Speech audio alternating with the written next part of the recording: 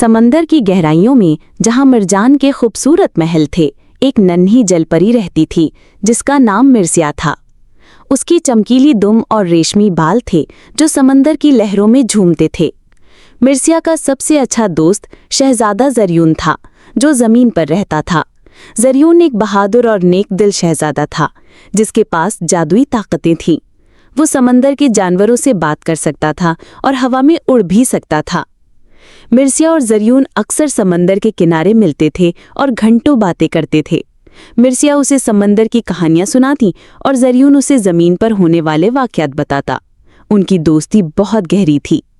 एक दिन जब मिर्सिया समंदर में अकेली तैर रही थी, एक बदसूरत जलपरा जिसका नाम ग्रोल था उस पर हमला करने के लिए आया।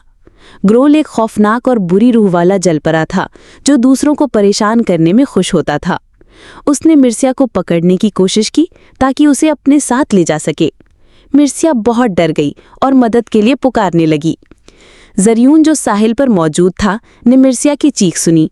उसने फौरन अपनी जादुई ताकतों का इस्तेमाल किया और एक उड़न मछली पर सवार होकर समंदर की तरफ बढ़ा। जब वो वहां पहुंचा तो उसने देखा कि ग्रोल मिर्सिया को अपनी कैद में ले जाने की कोशिश कर रहा है। ज़रियून ने बगैर किसी हिचकिचाहट के ग्रोल पर हमला कर दिया। उसने अपनी जादुई छड़ी से एक चमकदार रोशनी निकाली जिसने ग्रोल को दूर फेंक दिया। ग्रोल दर्द से चीखा और समंदर की गहराइयों में गायब हो गया। मिर्सिया आज़ाद हो गई और ज़रियून की तरफ तैरी। मिर्सिया ने ज़रियून का शुक्रिया अदा किया और उसके गले लग गई। ज़रियून ने उसे तसल्ली दी और कहा कि वो हमेशा उसकी हिफाजत करेगा। इस दिन के बाद से मिर्सिया और ज़रियून की दोस्ती और भी मजबूत हो गई और वो जानते थे कि वो हमेशा एक दूसरे के साथ रहेंगे।